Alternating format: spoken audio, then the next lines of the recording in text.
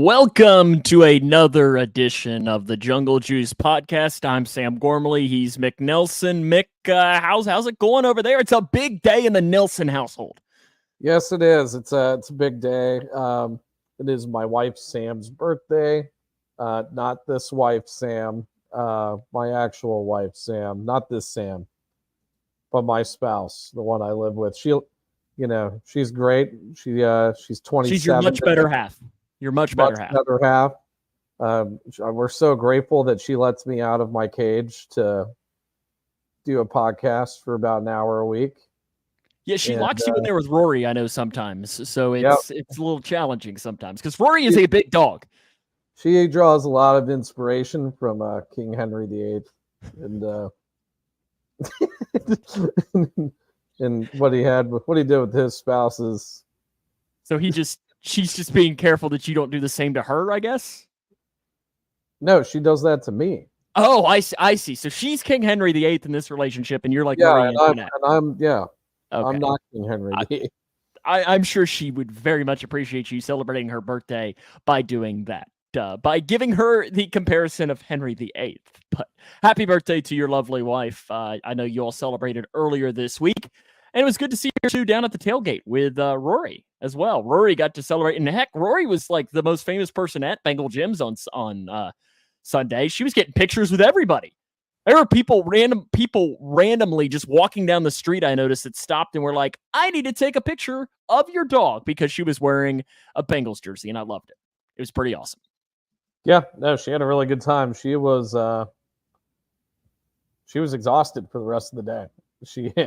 It was the best stimulation you could give, and then she had a great time. This is what we call sober Mick, Josh. Mick, it is a little different than the Mick that you got to experience on Sunday. But we got a big show planned today. We are going to talk all about what happened on Sunday for the Bengals and the Patriots. We're also going to break down the upcoming game against the Chiefs with our new friend, Adam Best from Arrowhead Addict. I was on his podcast a little bit earlier today, but we are going to be talking about that coming up later on in the show. We'll talk with Adam and get his thoughts on the Chiefs. I know there's some interesting questions that I have for Adam. We'll talk about that. And a lot more coming up as we invite everyone to follow us on our social media channels. We are on Facebook, YouTube, and Twitter. We're also on your favorite podcasting platform. Make sure you give us a 5-star rating that way so more people can find our show. Mick, before we jump into the Patriots, hit a couple of the news headlines as well. Let's first start with positive. How about we start positive? Does that sound good with you? Positive. Yeah, sure.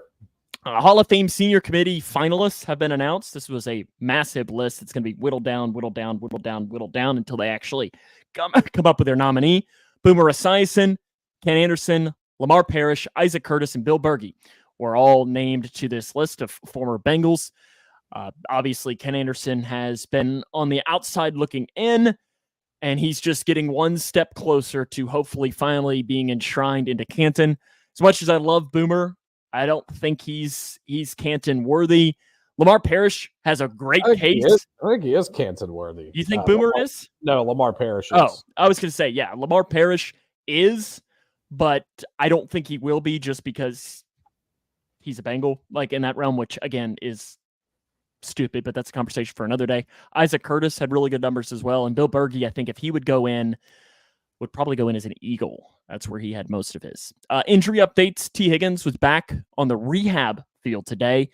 And I know Paul Dehner Jr. wrote on Twitter, he said that he was, quote, moving pretty good. Miles Murphy, Chris Jenkins, DJ Ivey, Brad Robbins, and McKinley Jackson were all on the rehab field as well. And then a big positive that I know Josh, who's writing in the comments as well, wrote in, Amarius Mims was hitting the sleds at practice, which is a good sign for an offensive lineman to have that aspect of his game back in there. So those are a couple of the injury updates for the Bengals as we get closer to Sunday's game against the Chiefs. And then Jamar Chase, it came out earlier today, Mick. We have to talk about the contract. I think this will probably be the last time we talk about the contract until the offseason. But it came out that he turned down the 4-year, $140 million because the guaranteed money wasn't going to kick in until 2027. Do you read anything into that?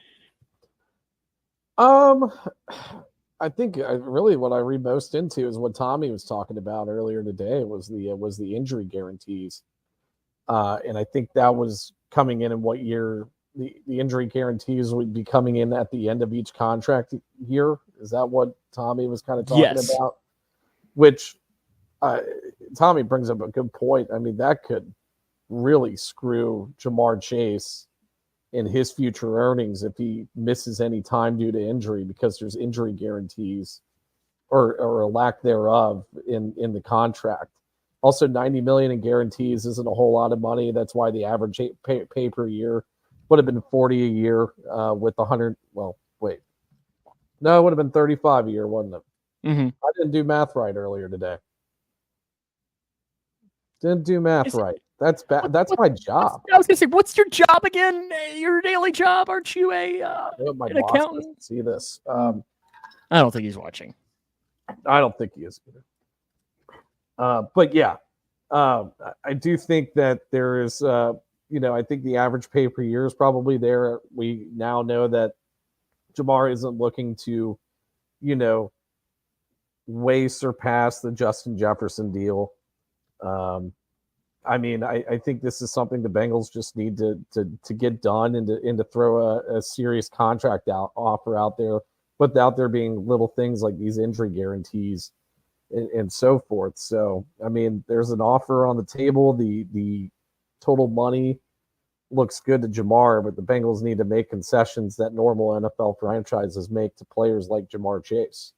Yeah, it'll be really interesting to see how it goes, and I don't think we're going to have an answer for this until the offseason. I think now that we're in the season, unless something drastic changes, I think we're pretty much done, and this is what we're going to be this is what we're just going to have to deal with. Speaking of things we're going to have to deal with, it's another 0-1 start for the Cincinnati Bengals as they had a debacle. I don't know. Was it a debacle on Sunday? I don't know. Debacle might be a little bit of a what's the word we're using to describe Sunday, Mick? Disappointment? Disappointment. Yeah, disappointment. Yeah. We'll say disappointment. I don't know that it was quite debacle, but it was definitely a disappointment. The 16-10 loss to the New England Patriots. We're going to do here is we're just going to go some things we liked, some things we didn't like, and then we're going to dive into a couple of some bigger points from that game as well in discussion. And then we're going to be joined as well by Adam from Arrowhead Addict to preview the Chiefs. Have a really good conversation with him a little bit later on as well. But Mick, start off with what we liked. What's the first thing you liked? We'll start positive. I liked. Or do you want me to start? Orange out was cool. It was. It was very cool. It was very cool. And it looked great in pictures. And it from what it looks like, too, it looked great on TV as well. Yeah, no, the fans really showed out. I mean, we've shown a clear ability over the past couple of years to do some theme nights with the whiteouts. Now the orange out. They had the stripe out last year. It's just nice seeing everybody kind of get together, make the stadium look really cool, give a good energy to the stadium for the players. So yeah, I enjoyed that. I'll start off with a positive of on the field as well. I thought the left side of the offensive line looked really good for the Bengals. Orlando Brown Jr. had one of his better games as a Bengal, and Cordell Volson. We talked about this a lot during the offseason, and I think you especially, Mick, were jumping on a Cordell Volson year 3 jump. And if he turns year 3 into that throughout, Bengals are going to be in really good position because I was really happy with what I saw out of Cordell on Saturday. He graded really well in PFF grades, and so did Orlando Brown. That left side of the line, and really the line as a whole. Ted Karras graded really well as well. Yeah, he had a good game.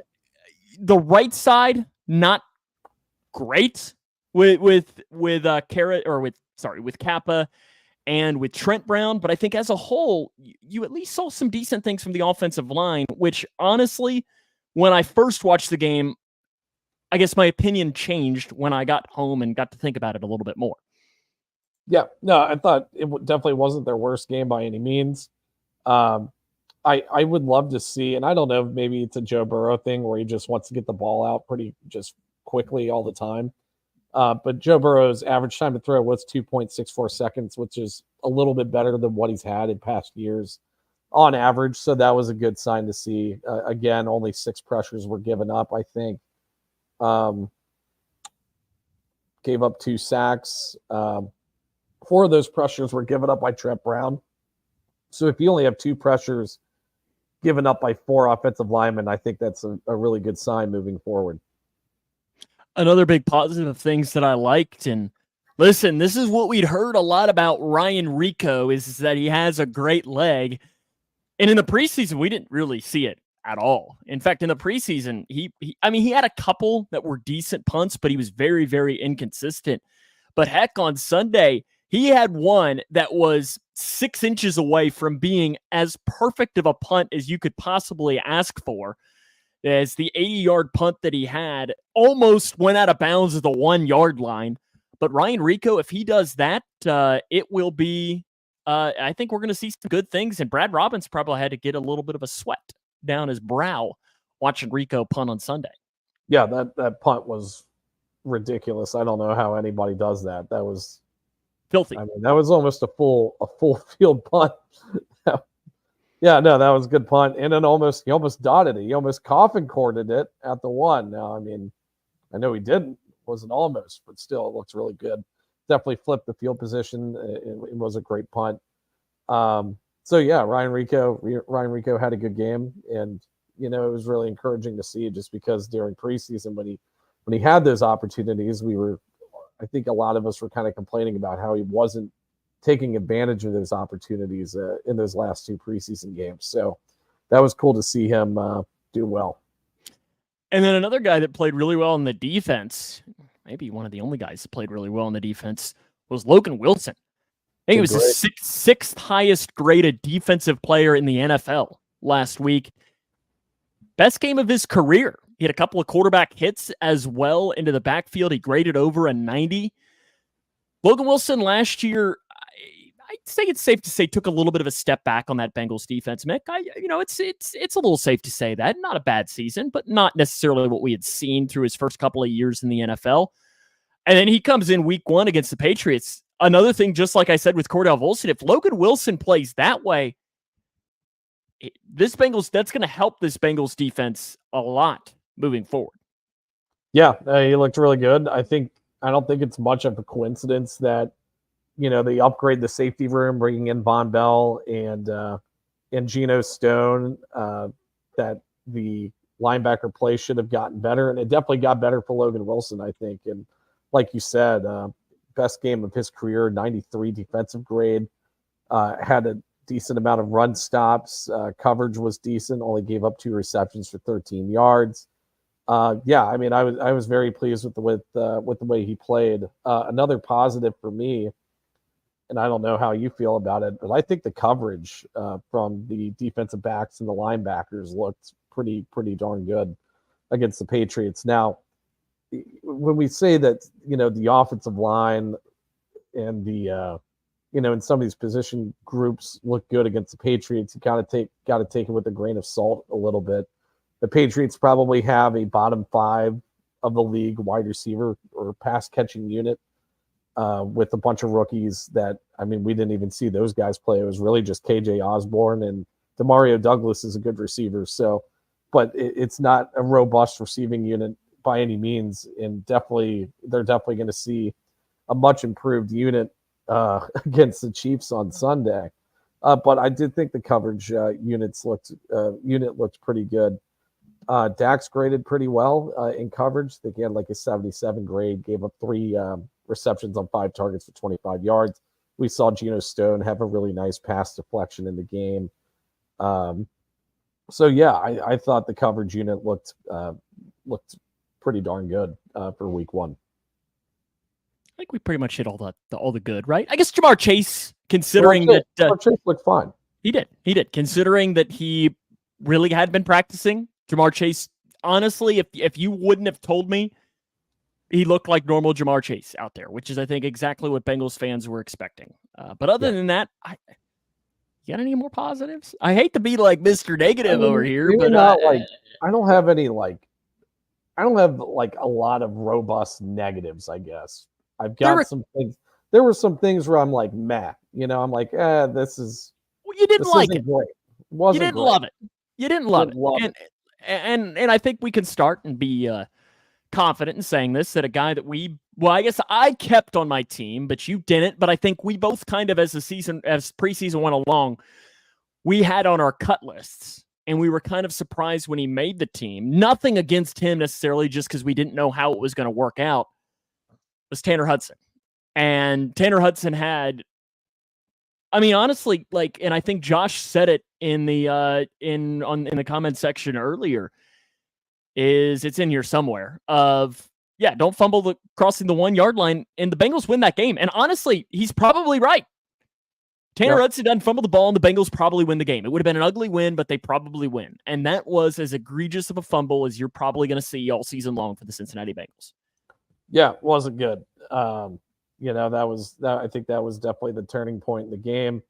I think you just can't be having plays like that. You gotta be able to convert on a play like that. That was an easy walk into the end zone. You're a 6'5", 260 pound tight end going up against a 5'10", to 6 foot, 200 something pound safety or cornerback. Like that's money. That's pay dirt. Can't be just reaching out over the goal line carelessly like that. So, yeah, that was really disappointing to see. And it's not like Kyle Duggar made an incredible play on the ball or something to knock it out. Like sometimes you just say, you know what? Okay, that defender just made a really good play. Yeah, if it was like a peanut punch.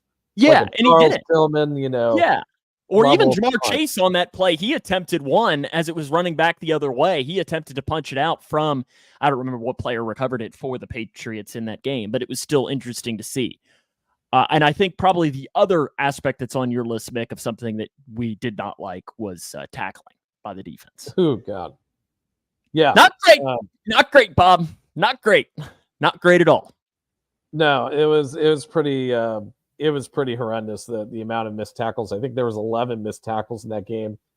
3 of them came from probably the most notorious missed tackler on the roster, which is our newest acquisition, Geno Stone. I think that I've mentioned on previous shows about how poor Geno Stone is indeed in run defense and tackling.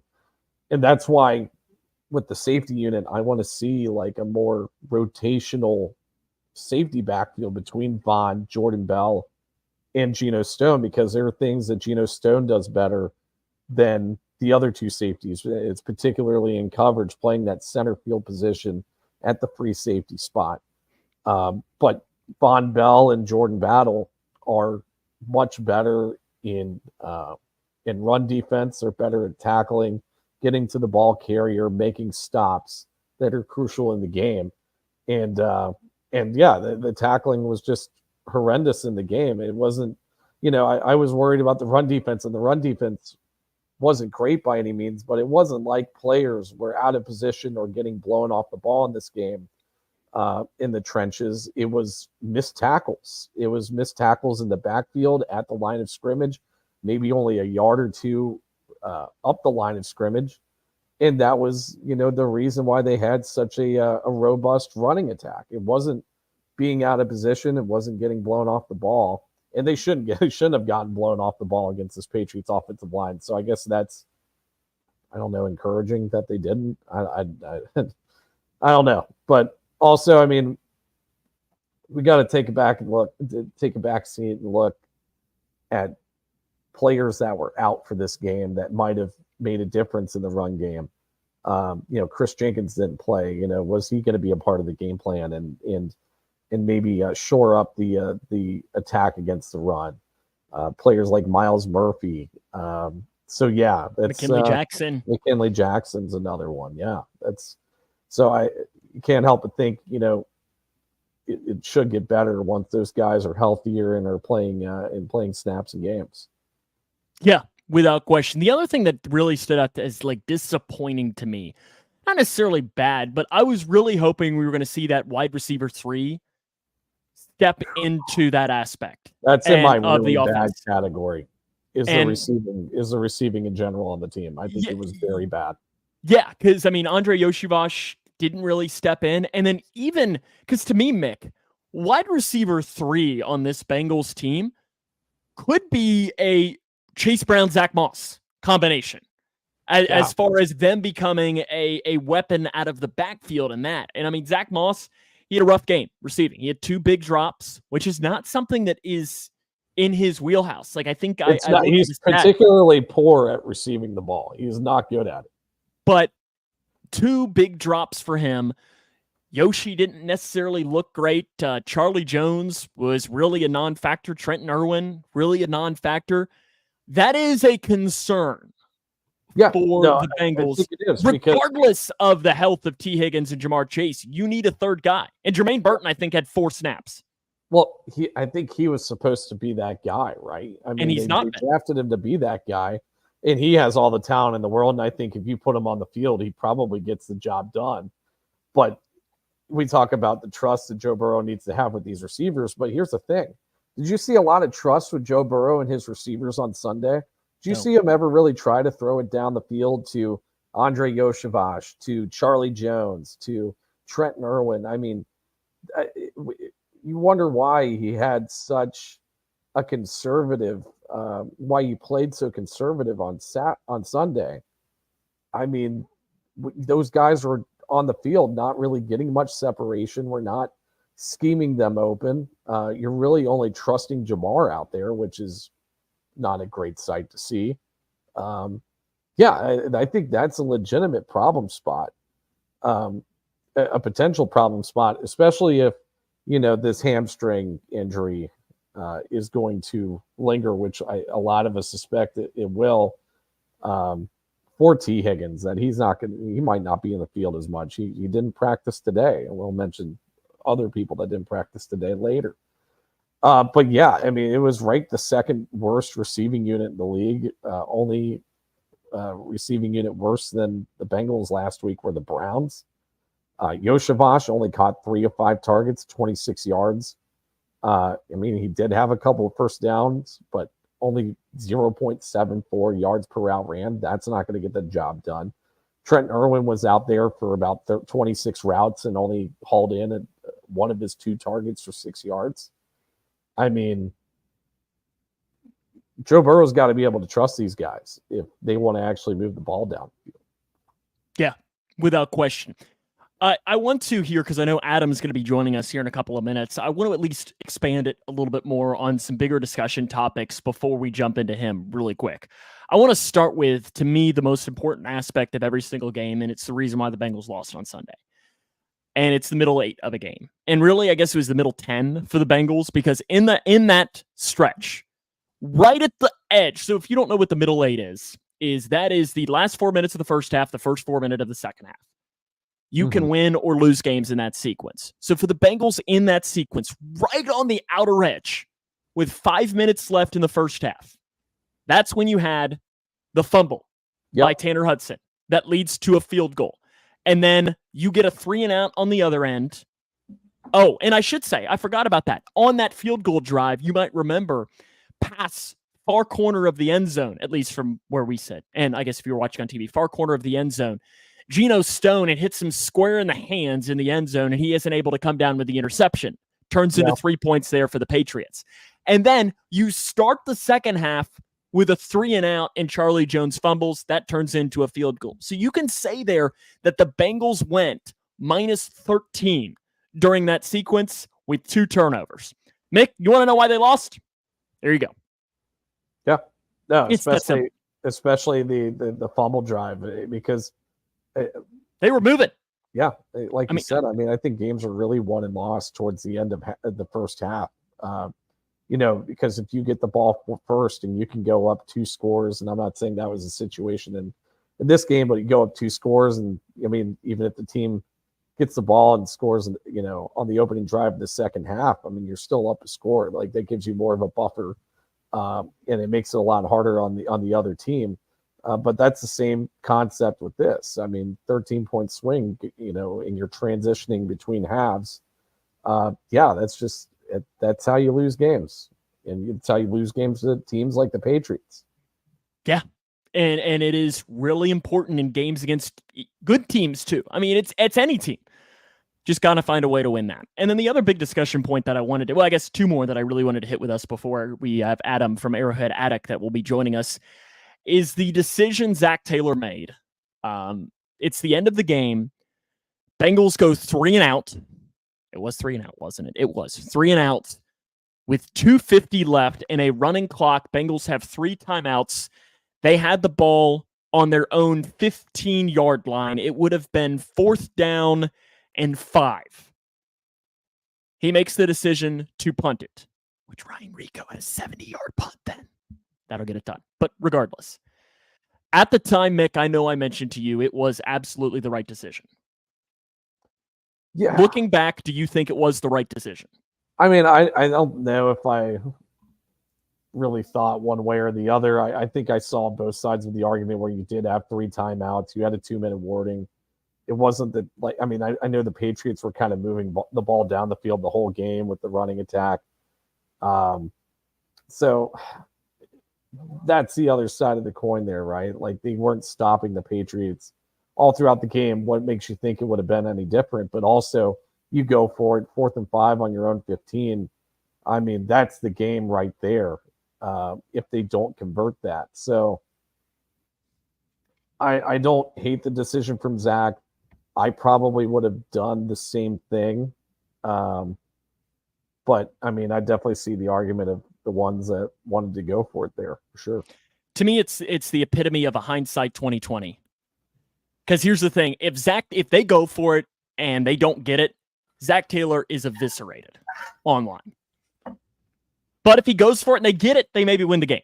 And I don't know. It is going. Tommy says, I hate not going for it, but I get it. Burrow missed Chase on an out route on 1st down and 2 receivers on 3rd down. So Taylor may have had 0 confidence in going for it. Yeah, I just think it was, in the long run, the right decision. Hindsight's 2020, though, Mick. You know, would it have played out differently if they would have gone for it? We don't know. That call isn't what lost them the game. No. It was what we just talked about, the middle 8. The middle 8. Let's come back a little bit later in the show, Mick. I want to talk more about Joe Burrow, but I think let's waste no more time. And let's go ahead and bring on our new friend from Arrowhead Addict. It is Adam Best. Adam, welcome to Jungle Juice. How are you guys doing tonight? Good. How are you? Adam? I'm great. We already talked once. We're doing it again. Love talking football, and I think this is a wonderful rivalry. Yeah, absolutely. That's kind of where I wanted to start it off with you about this, because I know the Athletic Bengal beat writer Paul Dehner Jr. every year does what he calls the Bengals fan survey. And I don't know if this is something that's done across all the teams or not, but he asks questions on this survey, and it's, like, who's your favorite player? What's your confidence level in the team? But one of the questions that he asks every single year is, who is the Bengals' biggest rival? And 2 or 3 years ago, that question was consistently Steelers, Ravens, Browns. But now for the 2nd straight year, it has been answered by Bengals fans, the majority of them saying it's the Chiefs. Is that feeling mutual? It totally feels mutual to me, because if you look at the AFC West, the Raiders, the Broncos, and even the Chargers haven't been pulling their weight. So we needed some de facto rivals to step in. Most of all, the Bengals, but also the Bills have been kind of another big rival for the Chiefs. And I think these are great rivalries. I think that the smack talk is pretty fun. And the Bengals do have some room to talk. If there is one team that can talk a little bit on the Chiefs, it's the Bengals, because outside of Tom Brady teams, they're the only team to have defeated the Chiefs. I mean, it's a crazy stat, but in Mahomes' entire career, that's the only other quarterback and team he's lost to besides non-Brady teams. And then the overall head-to-head record goes to the Bengals right now. So, yeah, I think it's a fascinating rivalry. Which team do you despise more, Adam? In the AFC West? No. Between us and the Bills. Oh, it's hard to despise the Bills, guys. They really are kind of a tragic franchise and tortured fan base. And we're not? You guys are a tortured fan base. But I think the level of cruelty that they've been subjected to is almost unseen anywhere else. I think Jamar Chase puts me over the top with Cincinnati, because he just has a unique level of disdain for the Chiefs. And it's fun. He's a good smack talker, but he won't even say Patrick Mahomes' name like he's Voldemort or something like that. It's great. It's crazy. But yeah, and also you guys keep beating the Chiefs, and then the Chiefs have won when it counts some. But yeah, definitely. I love that aspect of the rivalry. I want to talk a little bit about Travis Kelce. We're not going to mention Taylor Swift, I promise. But he's coming off a season, fewest yards since 2015, lowest yards per catch of his career, second fewest touchdowns of his career. He had a drop last week. I think only had 3 catches. We talk a lot about Father Time's undefeated. It comes for all of us. Is it finally catching up? I'm not going to be the one to say it because the last 2 years I've wondered this out loud, and I couldn't have been more wrong, especially come playoff time. He's just one of these guys like Tom Brady. And I think I can put, for his position, I think I can put him in that class where he's just defying the odds over and over and over again. So until I actually see it late in a playoff run, I'm going to think he still has it. And a lot of what Travis has is up here. Is just an innate understanding of space and how to get open and being on the same wavelength with his quarterback and just understanding football like a quarterback in the body of an elite tight end. So I do think you're going to see him, like last season, be a little bit less of a factor in the regular season because they're doing almost an NBA style load maintenance with him where he's not going to play a full complement of snaps. I mean, the days of Travis Kelce playing 90% of snaps or whatever in the regular season are long gone. I think you might see 60%, 70%. So, and they're also, they have more weapons this year, right? They have Rashee Rice. They have Xavier Worthy. Maybe they'll even have Hollywood Brown this week. Mm-hmm. I doubt it, but I don't think he has to carry the load as much as he used to. So maybe you guys are seeing some slippage, but I'm afraid to say it because I've been wrong 2 years in a row. No, I think the load management thing is a really good point to bring up. It's something that I kind of thought about, and I think they definitely tried that out last year. And I think that they're, like you said, they might try it out even more to that extent this season with the extension of Noah Gray, the backup tight end or the second stringer, who also didn't look that bad on Thursday. It looked pretty good. Three receptions for 37 yards, had a 91 receiving grade via PFF. So, I mean. What are your thoughts on Noah Gray? Do you think that he could eventually take over that role from Travis Kelce? Is that what the top brass of Kansas City is wanting to do at that position? I don't know. Those are mighty big shoes to fill. And they also drafted Jared Wiley out of TCU, who I think they have high hopes for as a receiver. He's mainly exclusively a move tight end at this point. He's not much of a blocker at all. But I think what they like about Noah Gray is you've seen more 12 and 13 personnel, these multiple tight end looks from the Chiefs. And sure, they run out of those looks, but they're really effective passing. And Noah Gray is a guy that he has sticky hands, maybe not the best route runner in the world, but a decent athlete, smart guy, went to Duke, and he's a good blocker. And you could even put him back there at H-back or fullback, and he's a willing lead blocker. So I just think they like the utility of him. And he's a guy that on third down, even in the playoffs, Patrick Mahomes will go to, and he can count on a guy like that. And last year in the playoffs, he didn't have 3 or 4 of those players. He was one of the guys that was actually reliable in the Chiefs when they had drop-a-palooza last year. The run game last week only averaged less than 3 yards a carry if you take out the long run by Xavier Worthy. Is that a concern, or is that just Baltimore has a really good defense? I think some of it's Baltimore has a really good defense. But yeah, the Chiefs have to continue to find the running game. I think Isaiah Pacheco is a really good running back. I don't think he's top 10 by any means, but he is a serviceable starter that runs hard and has his moments where he plays above that. I'm hoping that your guys' old friend Samaje Perine can add some, dynamic quality as a receiver to this backfield. And they also have the rookie from UCLA, Carson Steele. He kind of looks like Fabio or Thor out there with the long blonde locks. He's a character. He has a pet crocodile. I don't know if you've heard about this guy, but he's in kind of another change-up pitch. But if you look at the 3 bodies that they have at running back, because right now Clyde Edwards-Helaire is out of the picture, they're big guys. They weigh 220, 230. So I think the Chiefs are less of a finesse team than people might think. They kind of bullied the Baltimore Ravens a little bit last week, and I know the final numbers of the running game don't look pretty, but it gave Patrick Mahomes and Andy Reid enough to get the passing game going. And I think that's the way they want to work things in Kansas City. For sure. No, that makes perfect sense. They ever say why they didn't bring back Jared McKinnon to kind of bring back more of that finesse? I guess, the thunder and lightning, he was kind of the lightning of that backfield in the years past. Is there a particular reason why they wouldn't have brought him back other than he's just older now or whatnot? Yeah, he's really old. He's like 31 or 32, and he had a core injury at the end of last season. Okay. He kind of had to really gut it out to even play in the Super Bowl. It was kind of a surprise that he played in the Super Bowl. So I just think maybe Father Time, you guys talked about Father Time, it might be his time to go. Also, he's won a couple Super Bowls. He's been through a lot of injuries as a player. He might just want to ride into the sunset on a positive note and not get his body beat up anymore. Because like you said, he's not a very big player. He's a finesse kind of player. And also this just might be intentional. The Chiefs might want to have a little bit more of a smash mouth style now that they have a couple of deep weapons in Hollywood Brown and Xavier Worthy. They might want to punish teams for sitting back and kind of those too high looks that limit explosive plays. I think they want to get back to the Legion of Zoom days when Tyreek was going. The offensive line for you all is an interesting aspect as well, because up the middle, it's pretty solid.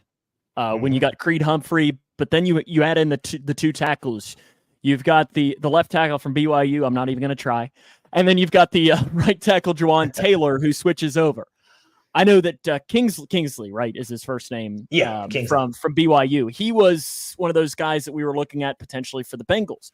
I know that the rumors came out that apparently the Chiefs were looking at potentially trading up to get Amarius Mims before the Bengals drafted him as well in the first round of this past draft. Is there hope for the tackle position, which is arguably maybe the most important position on an offensive line next to center? I think there's hope. And my hope is that I think Kingsley Suamataia, that's a mouthful. It took me a while to get it, and I'm a Chiefs podcaster. He has an immense ceiling. Now, he doesn't have Amarius Mims' ceiling because I think Amarius Mims has the highest ceiling of any tackle in the draft. Now, he could absolutely also be a bust. But has a really low floor, yeah. Low floor, high ceiling. But I also think Kingsley Suamataia is a really good athlete, but he's raw. He's a raw player, and we saw that last week. He didn't play very well. There are two things that make me optimistic for this year. First off, Juwan Taylor and him are super athletic. So the screen game and when the Chiefs want to, get downfield and make explosive plays, these guys can really run and block. You saw that on that Xavier Worthy reverse where they had a fleet of offensive linemen making sure that 166-pound Xavier Worthy didn't get touched. The other thing is Patrick Mahomes is about as good at avoiding sacks as anyone who's ever played the game. And I don't think people really think of him like that because he's not a quick draw artist like Drew Brees or Tom Brady who just unloads it quick, but he invites pressure and he makes people miss. If you look at his pressure to sack rate, he's consistently top 2 or 3 in that metric every year. So I think that tackle play is very important, but for Patrick Mahomes, I think the pressure up the middle bugs him a little bit more than the outside pressure. And perhaps that's why the Chiefs and Brett Veach have invested more on the interior than the exterior, even though they've invested considerable amounts everywhere on the offensive line. You guys got a killer interior offensive line with players like with Creed Humphrey and Trey Smith. So yeah, I mean, that's Tooney. Not a bad, yeah, Joe Tooney. We tried to get that guy, I think, a few years ago. Didn't work out. But yeah, good points. On the defensive side of the ball, L'Jarius Sneed, he's gone. Jamar Chase's best friend. I'm sure they're going to miss one another on Sunday. Oh yeah. How is that loss being felt on that Chiefs defense? Oh, it's hard to replace a guy like that. But the Chiefs have been one of the best teams at finding cheap secondary talent and developing it into really top tier talent. They did it with Charvarius Ward before L'Jarius Sneed, and they just don't believe in bringing these guys back in the secondary. They didn't bring back the Honey Badger. They didn't bring back Juan Thornhill, Marcus Peters. It's a definite trend at this point. And yeah, I love Trent McDuffie. I think he is a star corner. The other guys, Joshua Williams, Jalen Watson, and the rest of them, they're just okay. But I think what I like about them in the Steve Spagnuolo system is they're very physical in terms of press corners, and that's what he likes out there on the boundary. So they're by no means L'Jarius Sneed. I think the defense is going to feel his loss this year, but I think they're good enough kind of mix and matching that the Chiefs will get by. Mick, did you have one, or do you want me to drop in another one here? I saw you were getting ready, and I didn't want to just take your word for it. This is the fun part about, and as you well know, Adam, fun part about podcasting in different locations. You can't pick up on those little cues, that you can when you're in person. Definitely. Yeah. So, I mean, out of these other defensive backs, I know you mentioned players like Jalen Watson, like Shamari Connor. I mean, is there any of these younger guys that you could see making a big leap after getting some snap share in the 2024 season? Anybody that you think could project to become maybe not necessarily L'Jarius Sneed, but somebody that could be, a decent NFL corner, I guess? Well, Shamari Connor is the guy, and he's not really a pure corner. He's kind of half nickel, half safety hybrid. But the Chiefs, they kind of used Tyrann Mathieu like that, and they kind of used at times L'Jarius Sneed like that. L'Jarius Sneed in college at Louisiana Tech was a safety. So they like these guys that are kind of Swiss Army knives back there. And I think they have super high hopes for Shamari Connor.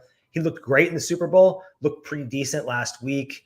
We'll see. But they have a lot of depth at the safety position. And I think that helps them where they're a little bit weaker at CB2, CB3, CB4, which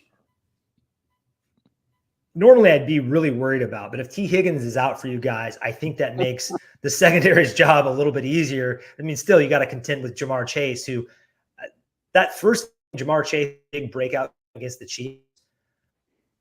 And what those guys, all those guys they had perfect coverage on him. He was just mossing them, and the better player, better athlete, nothing you can do, right? That's Jamar Chase. Tommy, in our comment section, he writes in, he asks you, what's your biggest concern for the Chiefs against the Bengals on Sunday? Oh, or are you concerned at all? You could say no at all, not at all. I'm concerned. I think when you have Joe Burrow and Lou Anarumo and Zach Taylor and this team, Jamar Chase, a lot of teams, I think, psychologically might beat themselves against the Chiefs before things even start. I think that happens. And I think definitely late in games, some teams almost find a way to lose as the Chiefs find a way to win. And they're just so experienced at winning that it's difficult to beat them. But there's one team that is not afraid of the Chiefs, that is not intimidated, that thinks they belong on the field with the Chiefs. It is the Bengals. So I'm definitely worried. And I think the Chiefs last week, their weakest spot was probably edge rusher. They just weren't getting good pressure rushing the passer from the edge. George Karlaftis, Felix Anudike-Uzomah, the second-year player who's just shown us nothing to this point. George Karlaftis is usually pretty good, but Mike Dana, of course, Charles Omenihu's hurt right now. So they're kind of shorthanded at edge. And I think they need to put pressure on Joe Burrow, because when Joe Burrow is comfortable and confident back there, he can really carve you up. What do you think about the matchup between Kingsley and Trey Hendrickson? That's something that I'm going to be definitely looking at, with Kingsley being in his second start. Like you said, he's really raw, going up against what I think is a top 5 NFL edge rusher in Trey Hendrickson. What are your thoughts on that? Or do you think they're going to be throwing out, a tight end on that side to maybe add in some support for Kingsley? Yeah, I definitely do. I think you'll see some chipping from the backfield. I think you'll see some tight end help. I think you might even see some help from Joe Thuney. Because Trey Hendrickson, he's not only a super talented athletic player, but he's a really bright player who just doesn't take plays off. So all it takes is one slip and he's going to get you. So yeah, I'm definitely worried about him. I agree with you. I think he's He's, probably maybe not Parsons and Garrett and that tier, but right after them with probably with Bosa and Max Crosby, Yeah. Max Crosby, like that, and Watt. He's not like, because those top two guys are just genetic freaks of nature, right? Like they come along once every they give you 5 nightmares, years. Right? They're just athletically different than the rest of us. But yeah, Trey Hendrickson's an unreal player. So I'm also worried about. I think Geno Stone was a great addition, and I think maybe the changes at safety last year really hurt that Bengals defense. So if they can kind of get things back together there, I think that gives Lou a lot more things to throw at the Chiefs. For Bengals, go on, Nick. Oh, I was going to say, do you think we see a series of downs that exceeds the number 4 in this game? Oh man, no comment. No comment. Smart man. But I appreciate the questioning. You know, we just, I think we're just in the territory now. We are the new Patriots, where we're just going to get grilled by 31 other fan bases and treated like the teacher's pet. But I wouldn't trade places with anybody else. So I wouldn't either if I were you. I'd be adding fuel to the flame, I guess. Yeah, anytime you want to switch, we'll gladly take that from you of being the 2-time defending Super Bowl champ. If it makes you feel better, I was born in Kansas City. Nothing against our new Chiefs fans friends, but I'm an OG, so I went through a lot of pain to get to where we are now. So there's definitely hope for other fan bases. We know what that's like. We've gone through our own levels of pain and suffering, of playoff losses, and we still have nightmares from the meltdown at Paul Brown from 2015 against the Steelers that we don't like to talk about on this podcast. You guys have a similar meltdown too. We can share. I'm now thinking of that Colts game too from 2013, the Andrew Luck comeback. That was I don't know why with the Chiefs. Yeah. Oh man, that was. The Chiefs have had some really. I mean, they went almost 20 years without winning a playoff game. It was brutal. But I share your dislike for the Steelers. Okay. I went to. You're welcome anytime on this podcast. Then I guess it was 2016 when they came into Arrowhead and beat Alex Smith and the Chiefs. And I had to fly. I lived in Austin at the time. I flew back to Chicago before flying back to Austin, and I was on a Pittsburgh plane. So they were waving terrible towels in my face and all this kind of stuff. And I was like, well, we'll get you back someday. Little did they know that we would retire Big Ben Roethlisberger like 4 years later in a blowout so bad we were throwing touchdowns to offensive linemen, you know? So yeah, we very much enjoyed watching that game as well. That was one of the, you're always going to get the Bengals on your side when you're playing the AFC North. For those Bengals fans that are making the trip to Kansas City, maybe it's their first time. I know we're burning up that road over these last couple of years, making those trips to Kansas City. Do you have any like food spots that, I mean, we all know Kansas City barbecue, you know that, but where are the spots that maybe the locals go or that you'd recommend Bengals fans to try out if they're making the trip to Kansas City? You just got to do barbecue. I mean, especially if you're going for a Chiefs Bengals game, I think that's the natural thing to do. And there are kind of two options, four restaurants, but two different styles. There's kind of like the upscale bougie barbecue. It's like Q39 and Jack Stack. These are more like sit down places. Very, very good. But I would probably say if you just want to go to a place where they're about the meat and the sauce and the craft, Joe's or Gates. And both those places are kind of, especially Gates, is just like an experience because they're rude to you when you order. And that's part of the shtick. So I think that's a lot of fun. But those would be my 4 suggestions.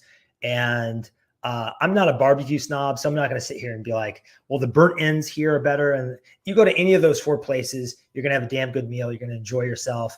And especially outside the unfriendly, pretty friendly still, confines of Arrowhead, if you run into a Chiefs fan and you're a Bengals fan at one of those establishments, I think you're in for a nice conversation. Awesome. Yeah, that feeling's mutual too. I don't think there's disdain between the fan bases.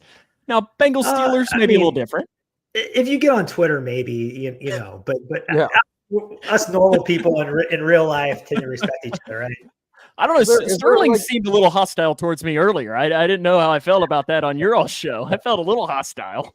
yeah. I think he's hostile to me sometimes. I was on the show for like 20 seconds. He's making fun of my shirt. You know, that's just the way it goes. That's just the way it goes on our Wednesday show.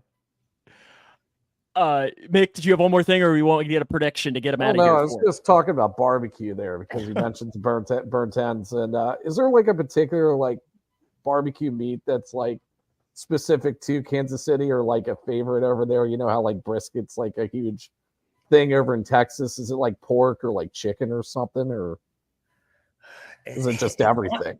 It's honestly just kind of barbecue because they do have like technically the Kansas City strip. They have a strip named after Kansas City, but the ribs are good. I like pulled pork. I mean, it's just really everything. I have so many different favorites that it's really hard to say this one thing. But I'm sure if you get online, I mean, people have serious opinions about Kansas City. People argue about barbecue worse than they do football. You mean people have opinions online? Wow. I know you're right? on this podcast.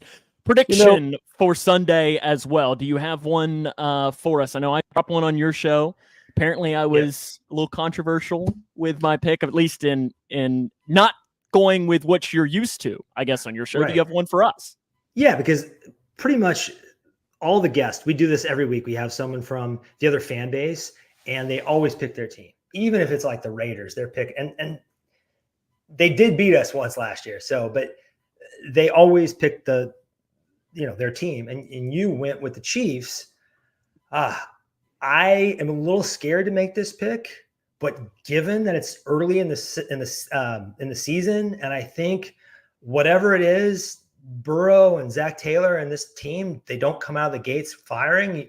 You want to catch them now, not in December, I think. So I'm going 31 Chiefs, 13 Bengals. I'll probably regret this on Sunday, but I just think that Chiefs offense is really firing and back to another level than it has been the last couple of years. If that happens, you're going to want to read Bengals message boards because it's gonna be something for those. We'll give you a temporary pass to our Who Dey Nation page on the web. Say no. Just say no. You don't want to be a part of that. At this point, we've been so lucky that I don't want any other fans to be miserable. I mean, I want us to keep winning. I definitely want us to three-peat because Tom Brady and the Patriots, we can't let them be the GOATs. But we're not going to rub it in. We're not here to do that. It will probably be a closer game than I'm predicting. Can we just have one? That's all we want. We just want one. I think you will. If Joe can stay healthy and they bring back these two receivers, I think you guys will eventually get one. I think Josh Allen will eventually get one. Maybe Lamar too. But you're stretching it. Maybe you may be stretching it a little bit there when you're mentioning Lamar, at least in this podcast. You're not going to hear me talk good about Lamar. Adam, do you want to? Where can people find you and listen to your all's podcast? You all do great work and have a great following, I know. Thank you. Yeah. Arrowhead Addict. We have a channel on YouTube. We're on Spotify. We're on Apple. We have a website, arrowheadaddict.com. I actually founded it in 2007. So it's getting close to 20 years old. And you can find me on Twitter at arrowhead_Adam. There on game days, especially. Looking forward to this weekend, guys. Thanks for having me. Absolutely. Anytime you all need us, you know where to find us. We appreciate you taking the time for us. Good luck Sunday, guys. Thanks. Same to you. That's Adam Best from Arrowhead Addict. Mick, he's coming in with the hot take of 31-13. Could happen. Could also not happen. I don't know. Do you have? Do we want to go back and talk a little about Burrow, or do we want to just talk about our game and make some picks? Let's preview the game, or talk a little more about the game, then we can touch on Burrow to end it here. Okay, Bengals Chiefs 4:25 on CBS. Nance and Romo Mick, I know you had some fun with a comment. Do you want to do your Romo? I don't know, Jim. I don't know, Jim. There you Might have been a fumble. Yeah, you happy now? Yeah. The referee will be Alex Kemp. You might remember Alex Kemp is the official. If you're trying to put I don't know, do you have a face to the name, Mick? Alex Kemp, I know I think I do have a face. So he is the guy that, if you remember a couple of years ago, I think it was Jameis Winston was complaining to him about a call, and he said, "Excuse me, I'm talking to America." Do you remember that official? No. Oh, have you not seen that video? No, I have not. Oh, you have to give it a Google. So somebody was complaining to him, and it was coming over the microwave. He's like, "What are you saying? What are you doing?" He goes, "Excuse me, I'm talking to America," and gives the call. So Alex Kemp is the official. Bengals 5-1 in Alex Kemp games. Chiefs are undefeated in games. Oh. The games are Bucks in 2018. I was there, Mick, and if you remember how that game ended, I'll put you on the spot. Do you remember? It was 38-35. It was. Look at you. Fat Randy walk-off field goal. Game-winning field goal. Okay. Right, Fat Randy. Raiders in 2018, which I have no memory of. None whatsoever. Oh, I think we won that game. I think We that did. was the one Jeff It Driscoll. was. Yes, you are correct. Patriots 2019. Forget about that one. Jags in 2020. What happened in that one? That was a bad game. That was 2019. That was the Patriots are filming the Bengals sideline despite the Bengals being off. Oh, I was at that Taylor's game. first year. I was So at was that I. game. Andy So was Dalton, 4 interceptions. Correct. And Tom Brady's final game in Cincinnati. Jags in 2020. Panthers in 2022, which is one of the best games Joe Burrow's had. And Bills last season. Oh, that was a great game. Bengals have had some good seasons or games with Alex Kemp as the official. Does that mean anything? No. Maybe. Not really, I don't think at all. Do we want to make our pick now, or do you want to talk Burrow, or how do you want to handle this? Let's just make the pick now. Okay. Throw all the cards out there. Mick, who wins on Sunday? For one, the spread is 6. The spread is Chiefs by 6. What do you got? I'm going I'm going to go Bengals 24, Chiefs 20. Whoa! Look at him go! We're going with the win today. Picking the win. I like it. I'm agreeing with you that the Bengals are going to cover because when Burrow has played Patrick Mahomes, this will be the 5th matchup. The previous 4 have all been decided by 3 points. Every single one. So it's got to be 3 points, and I'm going to take Chiefs 23, Bengals 20. Chiefs 23, Bengals 20. As I said when I was joining the guys at Arrowhead Addict earlier this afternoon, make sure you follow them too. They really do great work over there for the Chiefs to get inside information on them ahead of this game.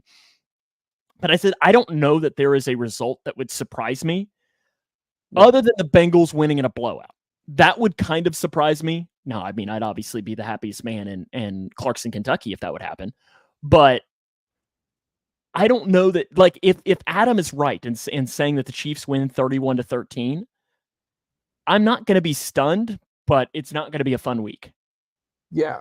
That wouldn't be fun. I think that we'd be talking, having more serious conversation about this team and this franchise and how to move on from that. But here's the thing. It's only week 2.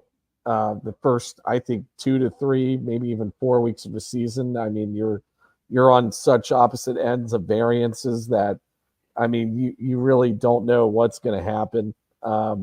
I mean, how the Chiefs 2 years ago against, the Matt Ryan led Colts lost to them in week 3 of 2022. So, I mean, if that team can beat the Chiefs, why couldn't, a team that's projected to make it far into the postseason and maybe even, win the Super Bowl, why couldn't they do it? So and also, I don't know. I don't want to be speculative or create any rumors, but do you think that, maybe Cincinnati didn't want to have their best game plan on the film against the Patriots the week before you play the Chiefs? You would hope that would be the case. Maybe. You would hope that would be the case. It wouldn't shock me if we see a 49ers esque game out of the offense this week. That's what you can hope. And I mean, I said this to you, Mick, when we were walking out of the stadium on Sunday. I said, through the first 4 games of the season, when we went into Baltimore, I think we both thought 3-1. 3-1 was what we expected to be when you go into that game against Baltimore. And if they were 4-0, we'd have been thrilled. And guess what, Mick? 3-1 is still on the table. You can still do that. Now, has it gotten harder? Yes. But Patriots might be a little better than we thought. I mean, that defense is really good. Jacoby Brissett is a decent enough game manager. Commanders, that's a game that you still should win in prime time. And then the Panthers, woo! Yeah, they should definitely win that game. Yeah. Mick, if we lose to the Panthers, I might just stay in Charlotte since we're going. We might just have to stay and find ourselves the local watering hole and just watering hole ourselves to death that night, because that will not be a fun flight home. So, I mean, 3-1 through the first 4 is still on the table. This game, though, is more important than it was if they would have beaten the Patriots last week. Joe Burrow, it was talked about earlier today. They asked him about his wrist movements, which has been a thing for a while. I don't know why people are just picking up on it now. They asked him about the way he picked up the water bottle, which I even watched it. I didn't necessarily think it was that weird how he lifted it up. Have you seen the video that's been floating around? I haven't. I have not seen the water bottle. I mean, he lifted it up like this almost. I don't know. It's just like I watched it. I was like, this is what we're freaking out about. Never lift up. I'm going to lift up my water bottle like that right now. Yeah. I don't know. It just seemed a little weird with it. Are you concerned? No, I'm not concerned. I mean, came off of a season-ending wrist injury. I mean, I know he's recovered enough to play and make all the throws that he needs to make, but I mean, how long is it going to take for that wrist to get back to 100%? I mean, in terms of where it was before, we don't know how long. I mean, I know it's a different injury, but you've seen players tear ACLs that take a season to kind of get back to where they were before the injury ever happened. So I'm still thinking there's maybe some healing that still needs to happen. Some time needs to pass for him to look the way he did before the wrist injury. But no, I'm not really concerned about it at all. Is it worrisome that really he went deep once? But not in terms of the wrist. No, I think that was more of an issue with the receiving core than anything. I know that he may have had 1 or 2 plays that, especially in that fourth quarter, where he did have guys deep that he just simply did not see. But I think that's more of a trust issue with the guys that were out there, Yoshavash, Irwin, Charlie Jones. I mean, you got to have more trust in those guys. I don't think it really has as much to do with the wrist as it has to do with who was out there catching the ball. Yeah, as I told them earlier, I'm not concerned, but I'm not concerned. You're indifferent on this. Yes, like it's there. Now, if it looks like if it's 31-13 and Burrow has another game on Sunday that it's worrisome, then I'm going to start to be a little bit concerned. But Mike writes in here and he says, I don't think he trusts Trent Brown. That there might be some truth to that. Trent Brown didn't necessarily look great. Amarius Mims is coming, but that's what I'm going to be really interested too, Mick, is Amarius Mims, as soon as he's ready to go, is he the guy? I don't necessarily think that's the case yet. I mean, Trent Brown hasn't really played much at training camp. I think you wanted to get him. You didn't want him to be used as much during the summer, just in case he would end up getting injured and things like that. So I think that Trent Brown still has a pretty long leash. Amarius Mims is still pretty raw. He hasn't had a lot of college snaps. I know he's looked pretty good in training camp and in the preseason, but I mean, I don't think that as soon as he comes back from injury that he's going to be starting right away. He hasn't had to block a guy like Chris Jones. Nope. Or TJ Watt or Myles Garrett I mean, I know the Patriots weren't really throwing out world beaters at edge rusher, but Josh Uche isn't a slouch. He's a decent edge rusher. No, and I mean, that is something that we are definitely going to have to keep an eye on. We'll be back next week, hopefully discussing a big Bengals win, and our mood is a little bit better. And we'll be previewing the Commanders game, which we're going to have to dive all the way into the Commanders, Mick. And I'm going to have to do some looking and see if we can't get another guest on next week to help preview the Commanders. And I think that's a show that we're really going to need because I don't know a lot about them. Jaden Daniels, you've got Dan Quinn there. It's an interesting team. Austin Eckler has now joined the group as well, so that'll be interesting to see. But first off, Bengals against the Chiefs. Mick predicting a Bengals win. I am predicting a Chiefs win. Mick, I hope you are correct, and I hope I'm wrong, and you can make fun of me all next week on the show. I hope that comes to be the case. Again, happy birthday to your lovely wife. I hope she is enjoying it. Yes, I hope she has a great one. Morgan, you're talking into Mick's right into his ability here. I think it's time to bring in a new offensive line coach. Pollock has had 5 years. I think Mick has said that for 5 years that he's not been on Team Frank Pollock. I've said for the past year or two, probably 2 years. Yeah, it might even be more like 3. At the beginning of last year, he was on the hot seat. After last year, I was like, this has got to end. Yeah, you and Frank Pollock aren't going to be exchanging Christmas cards. There's no Frank Pollock, Zach Carter, and Geno Stone's just abilities. Geno Stone's run defense and tackling ability. Those are mixed trigger words to get things going here on the pod. Any parting thoughts here as we wrap us up for the week, Mick? No, I mean, hope we see a win on Sunday. If you're going to Kansas City, have a safe trip. Enjoy those barbecue spots that Adam mentioned. Again, huge thank you to Adam Best for joining the Jungle Juice podcast this week. He was great to have on. So yeah, I mean, enjoy the game. Hopefully we win, and yeah, Houday. Yeah, that'll wrap us up. Remember to follow us on our social media channels. We're on Facebook, YouTube, and we're also on your favorite podcasting platform. Give us a 5-star rating there.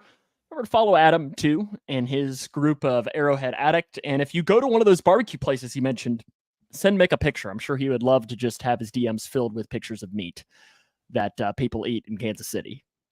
Right? That's why we got to make the trip one of these years. I know. What about next year? You want next year next year might be Lambeau. So we might have to go to, and I guess we could do 2. Yeah. I don't know. It'll be, but him talking about that made me be like, okay, sounds like I need to make the trip and eat me some Kansas City barbecue because Morgan says he's heard some grumbling on Coach Taylor, maybe some food for thought for the next episode. Yeah, I don't think it's a discussion that is to be had quite yet, but it could be in 8 weeks. You never really know. We'll see next week for next week's edition of Jungle Juice Podcast. For Mick Nelson, I'm Sam Gormley. Mick, Houday.